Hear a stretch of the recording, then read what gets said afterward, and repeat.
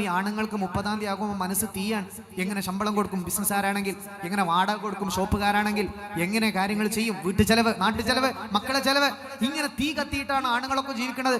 അതിൻ്റെ അടുക്ക് ആകെ സമാധാനം പൊന്നാരമ്മമാരെങ്ങളാണ്, ഭാര്യമാരായ ആളുകളാണ്. പക്ഷേ ഇൻസ്റ്റഗ്രാമിൽ ഒരു പെണ്ണിനെ കൊണ്ട് ഏതോരുത്തൻ കറങ്ങാൻ പോയത് കണ്ട സ്വന്തം ഭർത്താവിനോട് അന്ന് രാത്രി മിണ്ടൂല.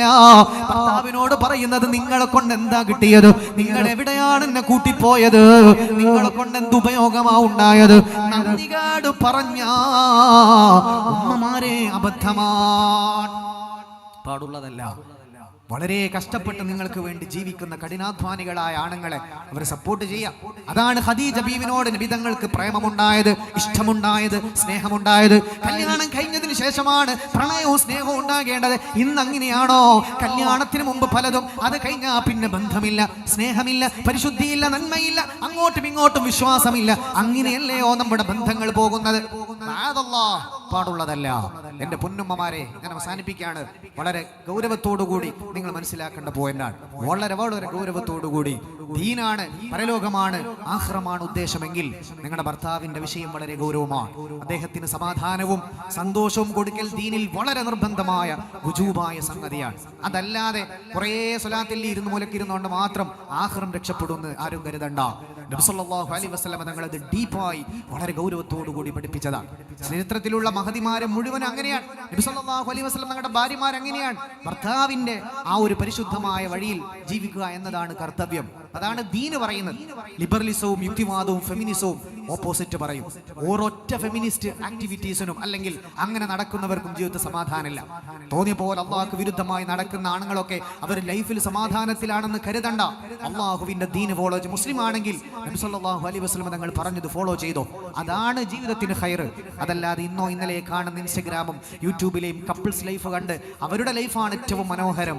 എന്റെ ഭർത്താവ് എന്നെ ഒന്നും ചെയ്തില്ല, ഒന്നും ആക്കിയില്ല, ഇത് പറയുമ്പോൾ എന്റെ പൊന്നു സഹോദരി, നിങ്ങൾക്ക് വേണ്ടി നിങ്ങളുടെ ഭർത്താവ് 10 കൊല്ലം, 20 കൊല്ലം, 8 കൊല്ലം, 5 കൊല്ലം വിദേശത്താണ്, നാട്ടിലാണ്, രാവിലെ തുടങ്ങാണ് കഷ്ടപ്പാടും മണ്ണുനീരും.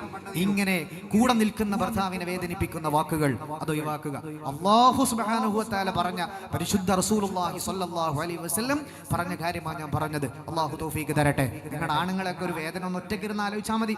രാവിലെ വൈകുന്നേരമൊക്കെ കുറ്റം, എന്താപ്പങ്ങൾ ചെയ്തു തരുന്നത്? നിങ്ങളെ കൊണ്ട്, നിങ്ങളെപ്പോഴേക്കാൻ നല്ല ഭർത്താവാണത്, അനിയൻ അടിപൊളി, പെങ്ങളെ ഭർത്താവ് നല്ലത്, എന്റെ അനിയത്തിയുടെ ഭർത്താവ് ഉഷാർ, എല്ലാവരും ഉഷാർ, സ്വന്തം കെട്ടിയോ മാത്രം മോശം. ഇത് പറയുമ്പോ 10 കൊല്ലം തിന്നത് ഭർത്താവിന്റെ അധ്വാനമാണ്. 20 കൊല്ലമായി താമസിച്ചത് ഭർത്താവിന്റെ ഔദാര്യത്തിലല്ലയോ? കഷ്ടപ്പെട്ട് പോറ്റുന്ന ഭർത്താവിനോട് ഇങ്ങനെ നന്ദികേട് പറയാൻ പാടുള്ളതല്ല. നന്ദികേട് പറയരുത്. ഭർത്താവിന്റെ സിറ്റുവേഷൻ, ഭർത്താവിന്റെ പൊരുത്തം കിട്ടണമെന്ന് നിബിധങ്ങൾ പറഞ്ഞു. അത് കിട്ടുന്നത് സിറ്റുവേഷൻ മനസ്സിലാക്കുമ്പോഴാണ്. ഭർത്താവിന്റെ സാഹചര്യം മനസ്സിലാക്കുക. എല്ലാവർക്കും കൊട്ടാരുണ്ടാക്കി തരാനൊന്നും പെട്ടെന്ന് പറ്റൂല. സാഹചര്യം മനസ്സിലാക്കി സപ്പോർട്ട് ചെയ്ത് സമാധാനമുള്ള വാക്ക് പറഞ്ഞ് ചേർത്ത് പിടിക്കുന്ന ഒരു പുതപ്പായി മാറണം, ഒരു ഖദീജയായി മാറണം. അപ്പൊ നിങ്ങളുടെ ഭർത്താവിന്റെ ജീവിതം മനോഹരാകും. അല്ലാതെ ഇൻസ്റ്റയിലും അവിടെയും ഇവിടെയും കാണുന്നവരുടെ ലൈഫാണ് ഭയങ്കര ലൈഫ് എന്നൊന്നും കരുതണ്ട. മിക്ക ആളുകളും ജീവിതത്തിൽ സങ്കടപ്പെട്ട് ജീവിക്കുന്നവരാണ്. പുറത്ത് കാണുന്ന അഭിനയം കണ്ടിട്ട് എല്ലാവരും ലൈഫ് ഉഷാറാണ്, എന്റെ ലൈഫ് മാത്രം കൊളായെന്ന് കരുതണ്ട. അള്ളാഹുവിനെ ഭയപ്പെടുന്ന ഒരു ഭർത്താവ് നിങ്ങൾക്കുണ്ടോ? നിങ്ങളാണ് ഏറ്റവും വലിയ സന്തോഷിക്കേണ്ടത്. അള്ളാഹു തൗഫീഖ് തരട്ടെ. അതുകൊണ്ട് സിറ്റുവേഷൻ മനസ്സിലാക്കി ഓരോ ആണുങ്ങളും കോവിഡിന് ശേഷം പല പ്രതിസന്ധികൾ അനുഭവിച്ചാൽ മുന്നോട്ട് പോകുന്നത്.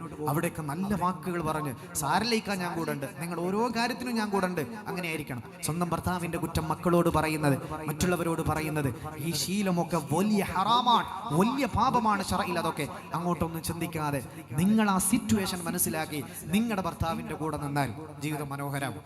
ഭർത്താവ് കാണുമ്പോഴേക്ക് നല്ല വാക്ക് പറയുന്നത്. ഒരു പരാജയം വരുമ്പോൾ, ബിസിനസ് പൊട്ടി, കൂടെ നിൽക്കേണ്ടത് ഒന്നാമത്തെ ആള് ഭാര്യയാണ്. ഒരു ഫ്ലോപ്പായി, ജീവിതത്തിൽ പ്രശ്നം വന്നു, ഒന്നാമതായി കൂടെ നിൽക്കേണ്ടത് ഭാര്യയാണെന്നാ ദീൻ പറയുന്നത്. എല്ലാവരും കുറ്റപ്പെടുത്തി ഭാര്യയും കുറ്റപ്പെടുത്തിയാൽ ഒരു ഭർത്താവിനും സഹിക്കാൻ പറ്റൂല. അതുകൊണ്ട് പ്രതിസന്ധികളിൽ നിങ്ങളുടെ ഭർത്താവിന്റെ കൂടെ പാറ പോലെ ഉറച്ചു നിന്ന് ഭർത്താവിനെ സപ്പോർട്ട് ചെയ്യുന്ന ഒരു പെണ്ണായി മാറിയാൽ അപ്പോഴാണ് ഏറ്റവും ദീനുള്ള പെണ്ണായി മാറുന്നത്. അല്ലാഹു തൗഫീഖ് തരട്ടെ. ആമീൻ യാ റബ്ബൽ ആലമീൻ. ഞാൻ ചുരുക്കി പറയാം. ഇനി ഭർത്താക്കന്മാർ ശ്രദ്ധിക്കേണ്ട 1-2 കാര്യം കൂടെ പറഞ്ഞ് നമ്മൾ ദുആയിലേക്ക് കടക്കും.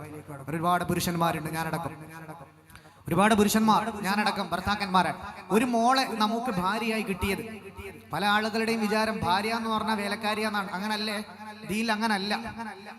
ഇസ്ലാമിന്റെ ഷറഇന്റെ ഫിഖ്ഹിന്റെ മസ്അല എടുത്ത് നോക്കിക്കഴിഞ്ഞ് കംപ്ലീറ്റ് ഭാര്യമാരോടുള്ള കടമ എടുത്ത് പഠിച്ചു നോക്കിക്കഴിഞ്ഞാൽ പഠിച്ച റബ്ബെ ബേജാറായി പോകും. പെണ്ണ് കെട്ടണ പൂതി പോലും അങ്ങ് കയ്യിൽ നിന്ന് പോകുന്ന പല മഹത്തുക്കളും പറഞ്ഞ് രേഖകളുണ്ട്.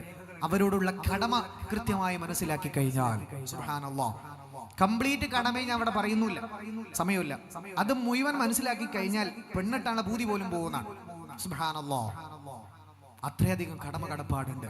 മദീന പള്ളിയിൽ നബിതങ്ങൾ നിൽക്കുമ്പോൾ ഒരു പെണ്ണ് വരുന്ന രംഗം കിതാബിലുണ്ട്. യാ റസൂലല്ലാഹ്, എന്റെ ഭർത്താവ് ഇന്നാലിന് സ്വഹാബിയാണ്, ഇന്നാലിന് ഒരാളാണ്, പേര് പറഞ്ഞു. ഒരു അറബ് ശൈലി അങ്ങനെയാണ്, ആ പേരങ്ങ് പറയുക. ഇന്നാളിന്ന ആളാണ്, അവരുടെ പേര് പറഞ്ഞു, അവരാണ് എന്റെ ഭർത്താവ്. നബിയെ, കല്യാണം കഴിഞ്ഞിട്ട് കുറച്ചായി, എന്റെ കാര്യത്തിൽ ഒരു പരിഗണനയില്ല നബിയെ. ഫുൾ ടൈം നോമ്പ് രാത്രി നിസ്കാരമാണ്. ഇതിൽ ഏറ്റവും പ്രധാനപ്പെട്ട സംഗതിയാണ് ഈ നോമ്പ് നിസ്കാരമൊക്കെ. യാ റസൂലല്ലാഹ്, എന്റെ ഭർത്താവ് എപ്പോഴും നിസ്കാരവും നോമ്പാണ് നബിയെ, എന്റെ കാര്യത്തിൽ പരിഗണനയില്ല നബിയെ. നബിതങ്ങൾ എന്താ പറഞ്ഞ മറുപടി? വിധങ്ങൾ എന്താ പറഞ്ഞോടി? ആ പെണ്ണിനെ സമാധാനിപ്പിച്ച് മടക്കിയച്ചു. ഞാൻ ശരിയാക്കാന്ന് പറഞ്ഞു. നേരെ മദീന പള്ളിയിൽ ആ സ്വഹാബിനെ വിളിച്ചു. എന്നിട്ട് പറയുന്നു, മോനെ, നിനക്ക് നിന്നോട് കടമയുണ്ട്, പടച്ചവനോട് കടമയുണ്ട്, അല്ലാഹുവിന്റെ റസൂലിനോട് കടമയുണ്ട്, നീ കല്യാണം കഴിച്ച നിന്റെ ഭാര്യയോട് കടമയുണ്ട് മോനെ, ഹക്കുണ്ട് മോനെ. അത് നിർവഹിക്കാതെ മദീനത്തെ പള്ളിയിൽ ഇരുന്നിട്ട് പ്രയോജനമില്ല. ഇവിടെ സുന്നത്ത് നിസ്കരിച്ചിരുന്നിട്ട് കാര്യമില്ല എന്ന് പറഞ്ഞു മദീനത്തെ പള്ളിയില് സ്വഹാബിയോട് നബി തങ്ങൾ വീട്ടിലേക്ക് പോകാൻ പറയുകയാണ്. അല്ലാതെ ഇത്തികാഫിന്റെ നിയത്ത് വെച്ച് അവിടെ ഇരുന്നോ, പെണ്ണിനെ മൈൻഡ് ചെയ്യണ്ട എന്നല്ല നബി തങ്ങൾ പറയുന്നത്. അലൈക ഹഖ്ഖുൻ എന്ന് പറഞ്ഞ നീണ്ട ഹദീസാണത്. ആ സ്വഹാബിനോട് നബി തങ്ങൾ പറഞ്ഞത്, നിന്റെ ഇണയോട് നിനക്ക് ബാധ്യതയുണ്ട്, അത് നിർവഹിക്കൂ എന്ന് പറഞ്ഞു പള്ളിയിൽ നിന്ന് വീട്ടിലേക്ക് പറഞ്ഞയച്ചു. ആര്? പുണ്യ നബി. കുറച്ച് കഴിഞ്ഞിട്ട് പോയിക്കോന്നല്ല, ആ സമയത്ത് പറഞ്ഞു വിട്ടു എന്നാണ് ഹദീസിലുള്ളത്. ആ സ്വഹാബി പെട്ടെന്ന് അവിടെ നിന്ന് വീട്ടിലേക്ക് പോവാൻ. നിനക്ക് നിന്റെ ഭാര്യ, നിങ്ങൾക്ക് നിങ്ങളുടെ ഭാര്യയോട് കടമയുണ്ട്. അതൊന്നും നിർവഹിക്കാതെ ഇവിടെ സുന്നത്തും ചെയ്ത് കുത്തിരുന്നിട്ട് കാര്യമില്ല. പരിശുദ്ധ ഇസ്ലാമിൽ ഒന്നാം സ്ഥാനം ഫർളിനാണ്. ഇമാം ഗസാലി തങ്ങൾ ഈ വിഷയങ്ങളെ കിതാബിൽ ഉദ്ധരിച്ചിട്ടുണ്ട്. അവസാന കാലമാകുമ്പോ ആളുകളൊക്കെ സുന്നത്തുകളുടെ പിന്നാലെ നടക്കും. അത് ഖിയാമത്തിന്റെ കാലമാണ്. പക്ഷേ ആളുകൾ ഫർള് പരിഗണിക്കൂല, സ്വന്തം ഭർത്താവിനെ പരിഗണിക്കൂല, പക്ഷേ കുറെ യാസീൻ ഓതി കുത്തിരിക്കും. സ്വന്തം ഭാര്യനെ ഒരു നിലക്കും പരിഗണിക്കൂല, മൈൻഡ് ചെയ്യൂല, പക്ഷേ സുന്നത്തായ കുറെ കർമ്മങ്ങൾ ചെയ്യും. ഇത് അവസാന കാലത്തിന്റെ ഏറ്റവും വലിയ തെളിവുകളാണ്. മഹാനായ ഇമാം ഗസാലി റളിയല്ലാഹു അൻഹു ഗുറൂറുകൾ എന്ന മഹാൻ അതിനെ വിശേഷിപ്പിക്കുന്നത്. വഞ്ചനയിൽ അകപ്പെട്ടവർ, ഗുറൂർ ബാബാക്കിയിട്ട് ഓരോ മനുഷ്യന്മാരുടെയും ഗുറൂറുകളെ സംബന്ധിച്ച് രേഖപ്പെടുത്തുന്നുണ്ട്. സുബ്ഹാനല്ലാഹ്, ഒരുപാട് ഗുറൂറുകൾ. പ്രധാനമായി മഹാൻ ഊന്നി പറഞ്ഞ വിഷയമാണ് ഫർള് മൈൻഡ് ചെയ്യൂല, സുന്നത്തിന്റെ പിന്നാലെ പോകും. അത് അപകടമാണ് എന്നാ പറഞ്ഞത് മഹാന്മാരൊക്കെ. അപ്പോ അവനവന്റെ ഭാര്യമാരോടുള്ള കടപ്പാടുകൾ നിർവഹിക്കൽ ദീനിൽ വുജൂബാണ്. അത് അല്ലാഹു നാളെ ചോദിക്കുന്ന വിഷയമാണ്.